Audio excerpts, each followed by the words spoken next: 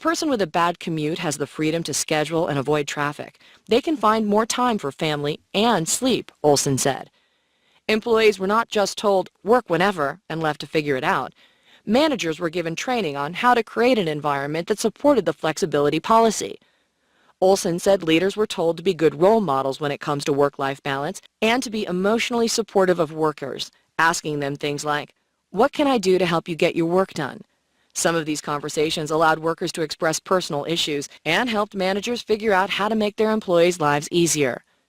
Supervisors were aware and supportive of everyone having a life outside of work, said Olson. They were accommodating of various scheduling demands.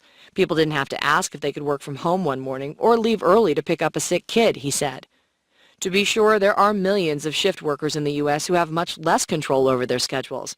A forthcoming part of this big study addresses that by examining work-family conflict at a long-term care facility where the law requires a certain number of staff members to be present, reducing the amount of flexibility available.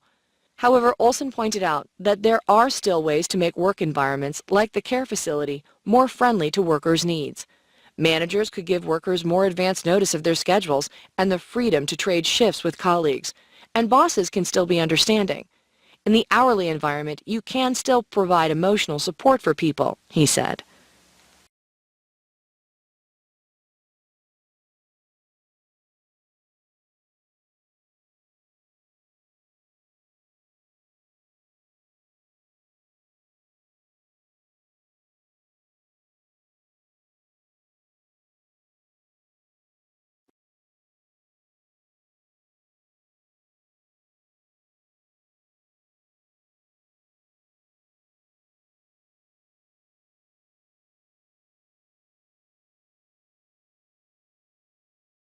Okay. Do you understand anything? Oh, she was talking very fast. So she was talking very fast. And this is not the video I wanted to show you. Actually, this was a mistake. That was a wrong video. Okay, we will try to solve this problem because we had like that problem before. So that was a wrong video. The video I want to talk about is a video talking about how to sleep 8 hours more, right? How to sleep. Okay, always we have problems in sleeping, right? We have problems in sleeping and we have problems with lots of things. So now, so we will watch a video how to sleep more. So it's some tips like about sleep. Okay, be right back.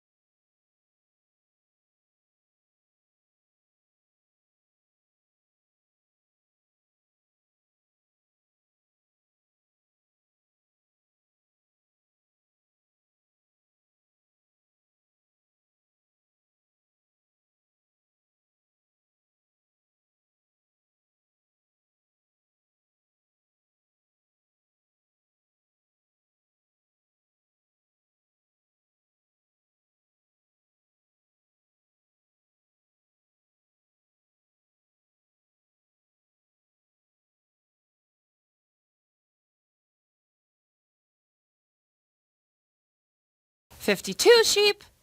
53 sheep? Ugh, why am I still awake? Oh well, at least it's only 3 a.m. We've all been there. Ugh. Getting quality sleep is easier said than done. So today, we're going to show you how sleep is tied to your physical and mental health. We're also going to show you 5 easy ways to get that refreshing sleep that you need. We all know that we feel groggy and slow when we don't get enough sleep. But that's not the only effect lack of sleep has on our bodies. In our episode on sleep and creativity, we told you that not getting enough sleep over an extended period of time can lead to high blood pressure, which can also lead to heart attacks and aneurysms. But it's not always easy to try to get that good quality sleep. Some nights, you stay awake worrying about that presentation that you have to give first thing in the morning. And then some nights, you just can't get comfortable. And then other nights, you fall asleep just fine. But then you wake up every 15 minutes worrying that you're going to miss the bus. All right, there's no one way to guarantee that you're going to get awesome sleep. But we do have 5 easy tips and tricks to help you get on the path towards good sleep hygiene. Step 1. Develop a relaxing bedtime ritual. When you think about it, we all learn to sleep by routine. When we were really little, our parents gave us baths, read us books, tucked us in, got us that extra glass of water, all in the name of good sleep. Now that you're older, you're going to have to develop a routine of your own. Whether it's a cup of decaf tea and a chapter from a book, or a bath and 15 minutes of mellow yoga. Of course, there are some activities that should be kept out of a bedtime ritual. Don't drink alcohol before bed.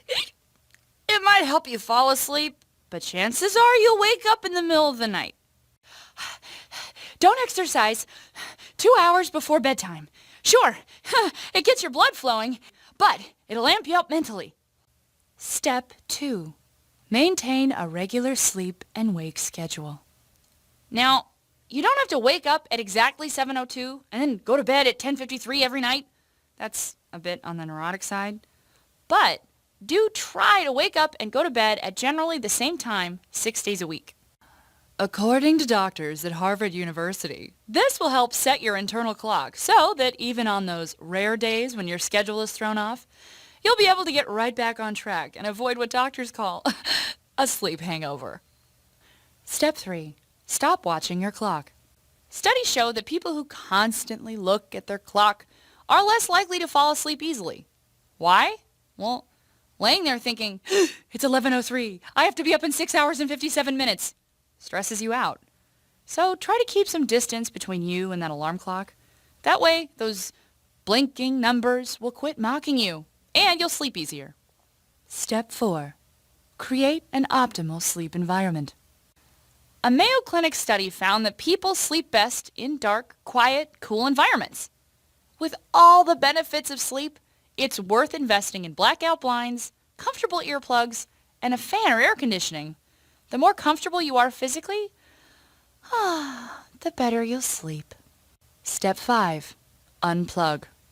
Make your bedroom a tech-free zone. I know, but research shows that electronics interfere with sleep because it's easy to get distracted by them. Checking your email right before bed could add more stress. Watching TV or movies makes it harder to sleep, and getting sucked into, say, Pinterest right before bed could keep you up for hours. Ooh, I like that. I like that too. Oh, that's pretty. Let's recap. Today we learned a few more reasons why you need good sleep. We also taught you 5 simple ways to help you improve your sleep health. Next time you're stuck tossing and turning, try to develop a ritual. Maintain a schedule, stop clock watching, trick your bedroom out, or unplug. It could help. From all of us here at Wellcast, sweet dreams. Tweet us at WatchWellcast, email us at watchwellcast@gmail.com, or leave a comment down below. We'll see you next time.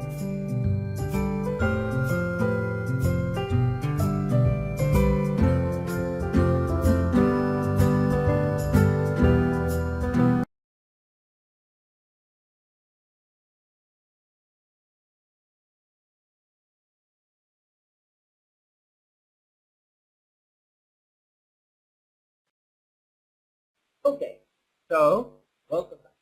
Now we saw that video was talking about sleeping now. Sleep well. Now let's try to explain.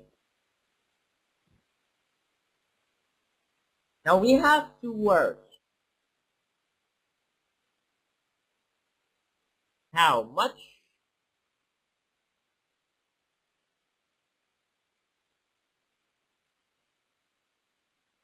and how many.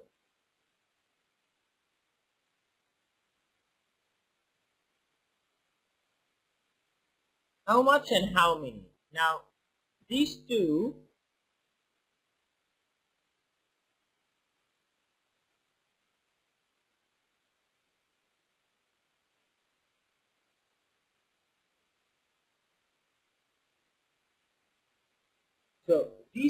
are related.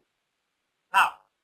Now these two I use them to ask about quantity, meaning. Now we have two kinds of names. Two kinds.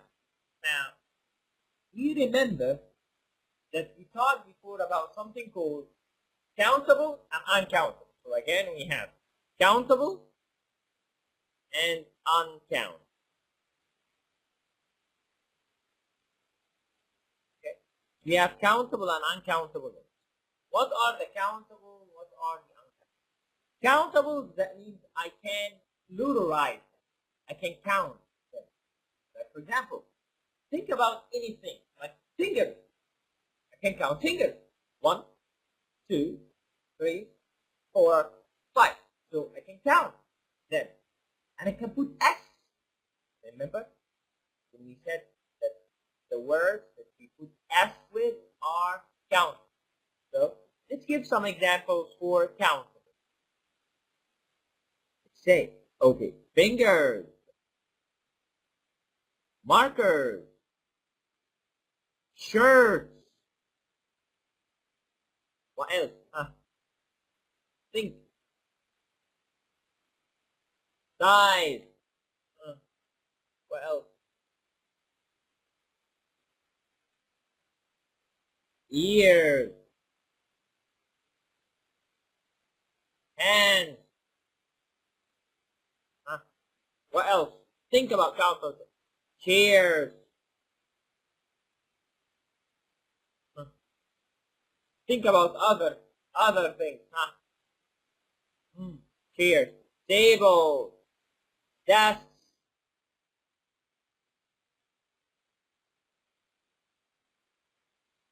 Okay? So fingers, markers, shirts, ties, ears, hands, chairs, tables, desks. So all of them are count. Okay? So all of these, yes, are count. Now let's go to the second part. Uncount. So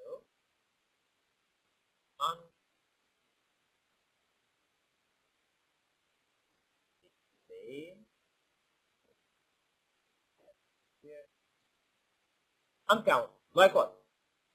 Rice, sugar, air, light.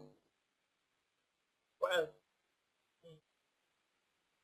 Air, light, water, tea, juice. What else? Juice, tea, water, light, air, sugar. What else? Think. What else? Sound.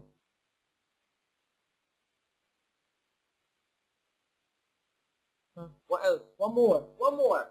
What else? What else? Water, tea. What else? Think. Okay.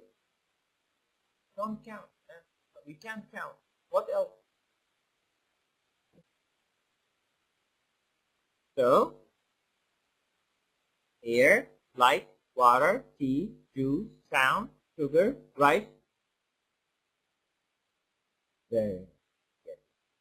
Not count.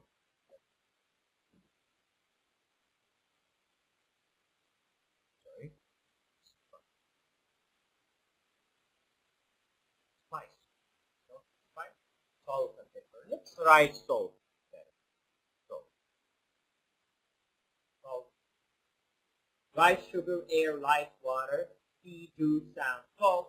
These are uncountable. Fingers, markers, shirts, ties, ears, hands, chairs, table, desk. So I can put S with them. I can count them. But rice, can I count the rice? No. Sugar? No. Ear? Can I count the ear? No. Light? No. Water? Can I count it? No. Tea? No. Juice? Lemon juice, for example. Lemon juice. So can I count it? No. Sound? Sound. Can I count it? Can I count it? No. Salt? Now, so when I ask about countable nouns, so I say, so how? How what? I have countable here. So where should I put it? How many or how much? Many. Nice. When I ask about uncountable, how? Now how can we answer the question and how can we make a question? Now let's make a question. Now, how many bananas in the basket?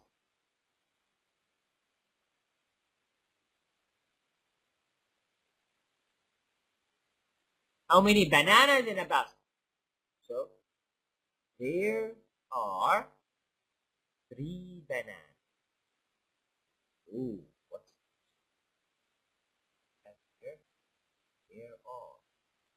What's there are? To point at something. There are. There are 3 bananas in the box. Okay.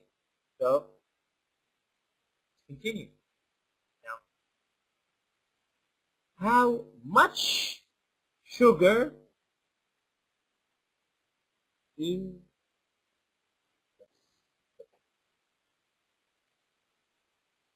so how much sugar in the bag? So I'll say what? Okay. There is. Okay, that will lead us to another question. We have 2. We have there are, and we have there is.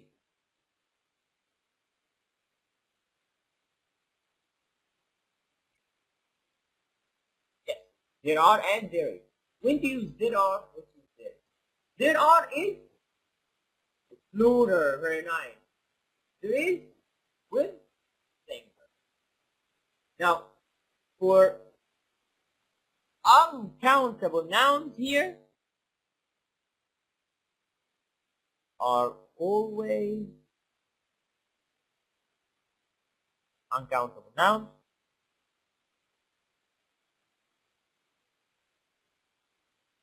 are always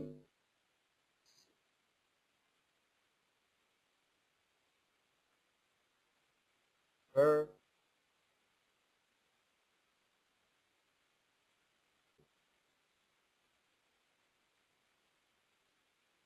uncountable nouns are always singular.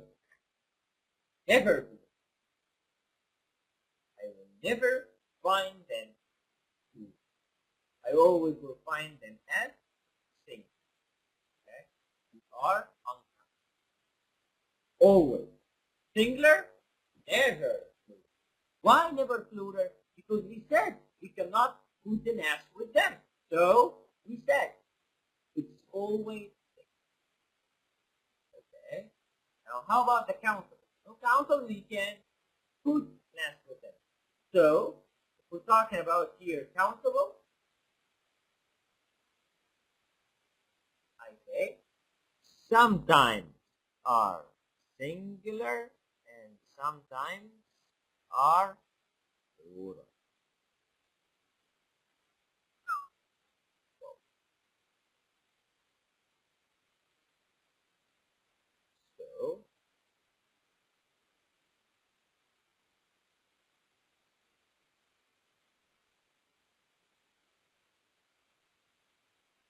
So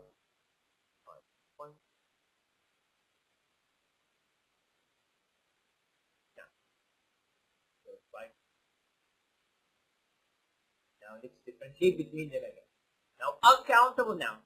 Singular and never plural. Countable nouns. Sometimes they are, sometimes they are singular,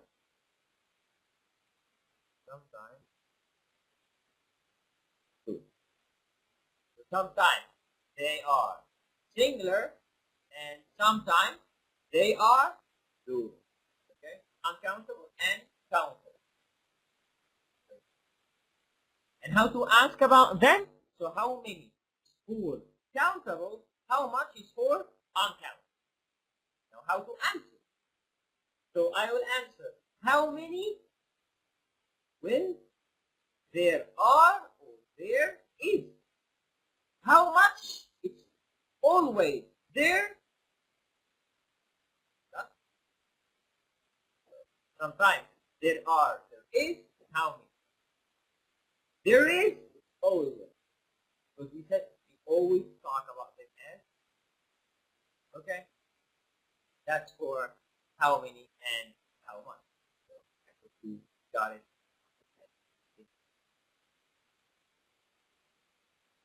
Now let's talk about, like, in my house I have something called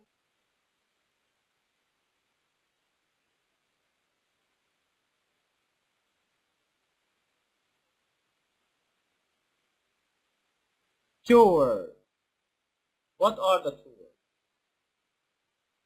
Chores are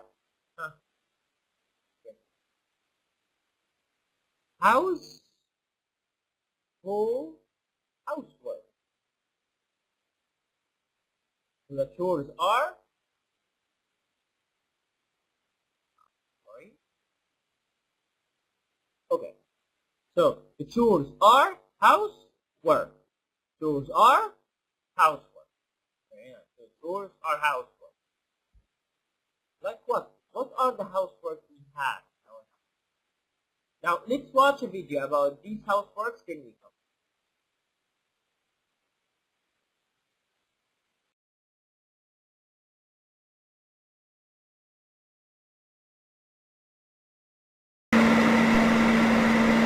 Today's topic, household chores.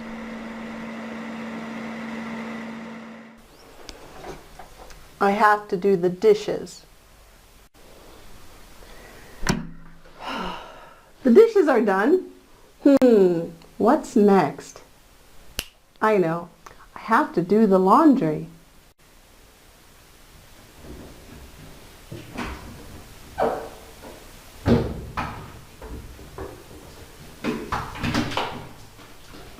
Doing the laundry is not a lot of fun.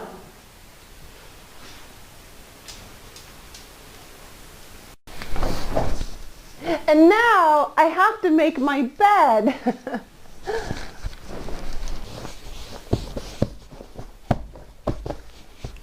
I just finished making my bed. I'm using a broom to sweep the floor. I'm sweeping the floor. I'm using a mop to mop the floor. I'm mopping the floor.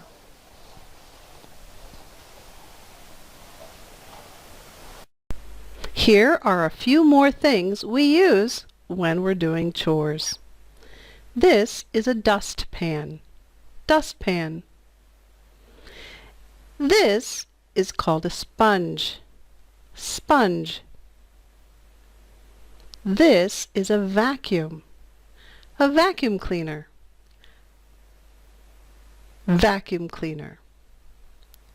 And this is a feather duster. Feather duster. And this is a dust rag. We use this to dust the furniture. And this is a toilet brush. Toilet brush. These are called cleaning supplies. This is furniture polish. Furniture polish. And this is window cleaner. Window cleaner. And that's toilet cleaner. I have one more chore to do.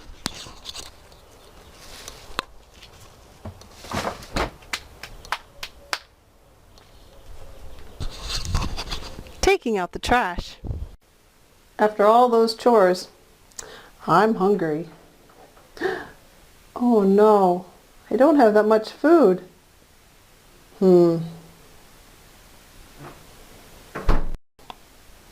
I guess I'll have to go grocery shopping. But first, I'll need to make a list. Now what do I need? And milk. Done. Now that I've made my grocery list, I'm ready to go to the grocery store. When you go to the grocery store, or to the post office, or to the bank, those are called errands. So now I have an errand to do. Going grocery shopping. Come on, let's go. This ends our video of household chores. I'll do a video on errands sometime, so make sure you look for that. Also, go back and listen to this video and listen for have to. We say have to or have to when we're speaking quickly. And listen for not a lot of fun. Not a lot of fun. Not a lot of fun. Also, listen for when I use do and make and when I use the word just. I'm online with Ellie at iteachtohelp.com. I hope you enjoyed this video, and remember, if you have any comments or questions or video suggestions, please post them in the box below or email me. You can find me at my website or on Twitter and Facebook. Thanks again for watching, and please subscribe. Welcome to 2minenglish.com, teaching you English through 2-minute lessons. In this lesson, we will learn expressions that you can use while talking about the house chores.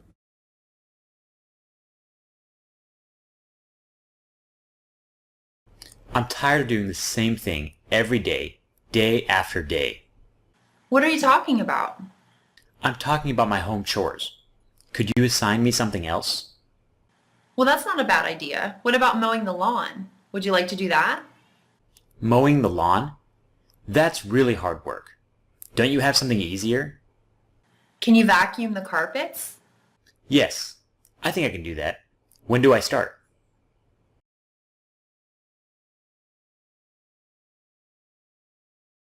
Was I born just to take care of this house and keep it clean? What happened to you? Why do you look so mad? We have a party in a couple of days, and none of you guys are helping me. Oh, I'm sorry. There was an important game on the TV and I wanted to watch it. I gave up a get-together with my friends to do all of this work, and all you want to do is watch a game. I am sorry, Deborah. Let me lend you a hand. What do you want me to do?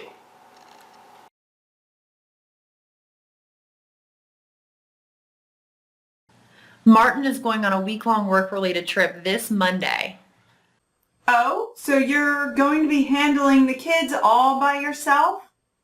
Yes, it'll be just the children and me in the house. Won't you have any trouble managing alone? There's a lot of work to be done. I know, the housework and the kids who have to be dropped off at school too. It's going to be a tough week.